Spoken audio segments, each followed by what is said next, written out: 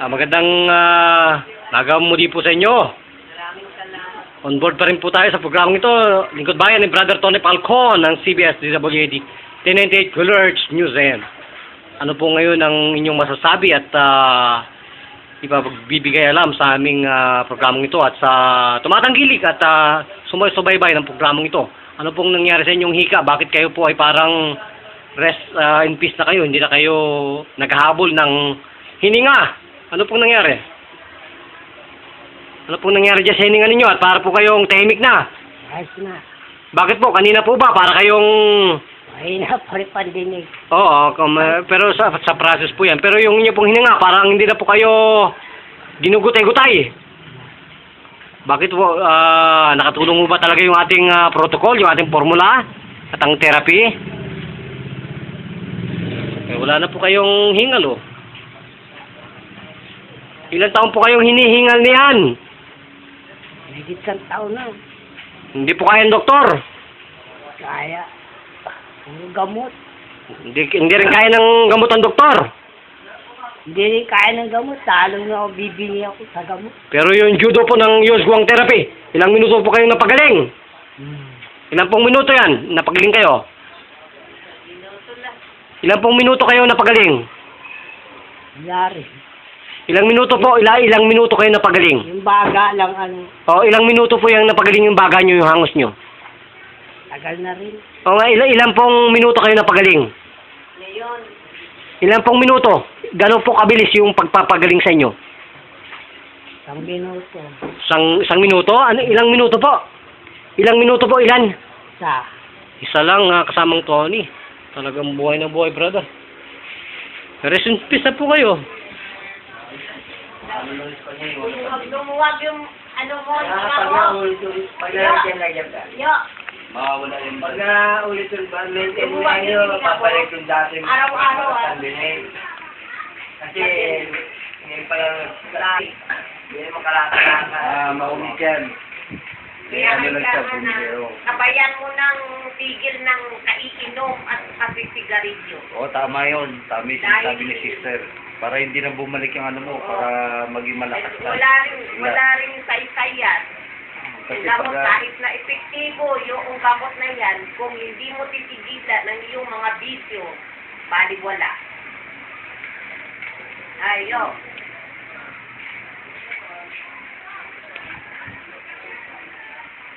yung nagagamit sa court. Nakita mo. Ayun yan, therapy. Nagagamit sa court. Ano siya ba yun? Ano sa court?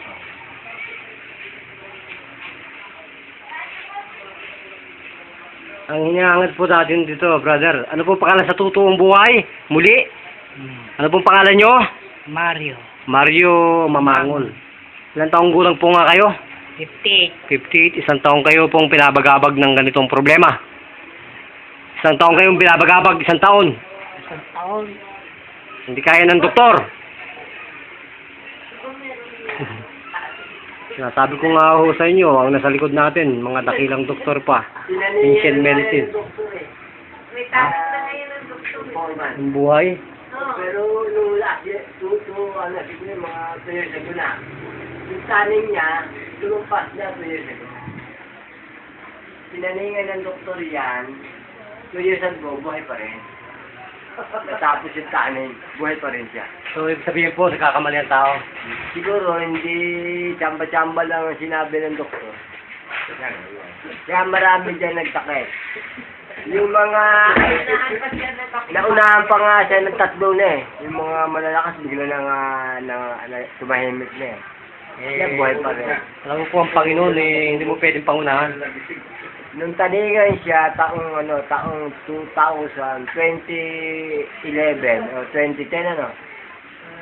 2030 na ngayon, buhay pa rin. Buhay pa rin. Hindi, ang Diyos lang ang pwedeng makakuha ng buwan.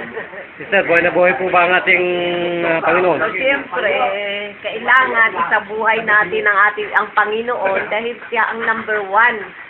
The best, doctor. Diba?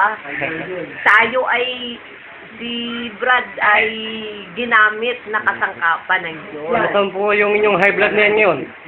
Abay, noong nung nawala na ako ng siguro mga 55 years old, halos lahat kaming magkapatid. Akong panganay, pangalawa, hanggang sa bunso, may mga high blood. Ano pong Kaya nangyari nga doon? may mga maintenance nga kami. Ano pong nangyari doon sa inyong Yung kapatid ko, namamaga yung ang kanyang paa. Ngayon, nakita ako isang araw, kahapon ba? Kahapon ay ba, sabi ko ba, umimpis na yata yung namamaga mong paa. Yun po yung mga osteochondritis na tinatawag. Tinanong ko siya, anong pakiramdam mo?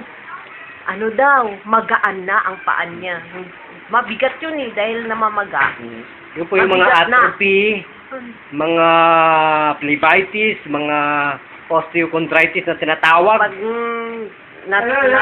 pagkatapos niya maglaba, pag napagod, ang sakit na ng likod niyan. Pinapamasahin na niya yun sa kapatid ko dahil wala na rin akong panahon mag-hilot mag-massage Yung isa kong kapatid, yung bata sa kanya, yun ang hilot.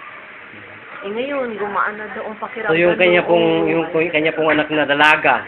O yung meron din Osteochondritis po bukol yun. ba yun? Bukol sa tuhod? Bukol sa duhod. Yun. Ano po nangyari sa kanyang bukol? Hindi pa kami nag-usap. Ang yung naitanong ko lang sa kanya kahapon ay yung kanyang naramdaman. At saka yung kanyang asawa na halos hindi na makatayo. Ano nangyari po? Ay, naglalakad-lakad na sa Ay, my God. bahay. Di po may mga parang aneurysm pa yan. Oo. Intracranial. Talaga, inaano yan Aneurysm, intracranial. O aneurysm aortic. Tamad kasi maglalakad yan. At di po may convulsion pa. Kumbulsyon, oo. Bakit po ngayon nawala ang convulsion? Buti na, sana tuloy-tuloy lang. So, dakila ho ba ang ating Panginoon? Number 1, yung pananampalataya.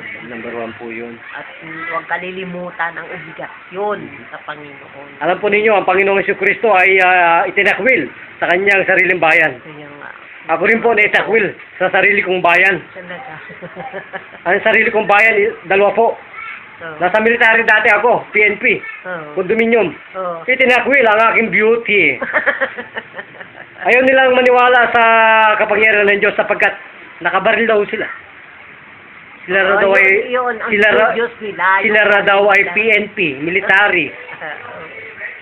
Pero yung mga general na mas mataas sa kanila, sister, mga reform, RAM, naniwala sa akin, yung mga pipitsugin, yung mga SPO1, SPO2, major. Pero pag kernel po, sumasaludo sa amin yan. Pero pag major pala yung mga kapitan, mga pasaway. Totoo yan. Kaya akaunti ang mga major sa kapitan na aking ina-idol sa mga PNP. Ay yung aking isa sister na kababayan, matabang pulis, kinatay nila. Dialysis. Nagpunta kahit kay Dr. Dr. Tam sa Pasig kasi nga meron daw problema sa liver. Pati liver. Hindi na naniwala sa akin kasi doktora din yung ano nun yung kanyang asawa. Yun po, dialysis na. Kaya hindi siya naniwala sa Panginoon. Kaya ngayon, mamamatay na siya. Wala pong katuturan sa harapan ng Panginoon ang dialysis. Yan po ay hindi gamot, kundi to prolong our life. But you are subject to die. Bibigyan pa tayo ng babae ng buhay o pagkakataon. Galing pa ako sa military community hanggang ngayon, hindi nila ako kinikilala. Kaya nandito po tayo sa media ngayon. Kaya nga tinatawagan ko ng pansya ng Bitag Live. Si Brother hindi na si Brother Tony Falcon, ang T3 brother, para bigyan tayo ng suporta. Masuportahan ang ating pamilya ko. Oo. Kasi sumasaludo ako dyan sa T3 na yan. Matindi yung kanilang judo karate dyan, judo yaw yan. Ipapasalamat ka, brother, sa ating programang ito. Likod Bayan, ni Brother Tony Falcon. Ayos na po.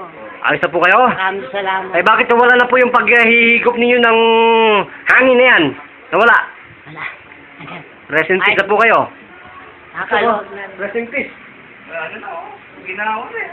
Next year yan. Gising na po kayo. Pwede na po kayong pumunta sa amin sa studio para makipag-inuman muli. Kasi po yung alat namin doon, puro mga herbal. Kaya sabi ni Brother Tony, ni Brother Bitag, to si Brother Bentol po. Abay, ininom ninyo yung inyong liquid. Ano ba yun? Sabi ni Brother Bitag. Saan kayo ng ulo at saka yung sinasabi mo na kumatos, binigising mo. Sabi niya, lukuhin mo ang ninang mo. Pero nung napatinayan ng idol ko, totoo pala, nasa kanya yun. Basta ang mahalaga, nagsiservisyo tayo sa publiko at ina-idol natin ang Bitag Live ni Brother Bintol po at ng kanyang mga kapatid, T3 sa TV5. Saludo kami sa iyo, idol.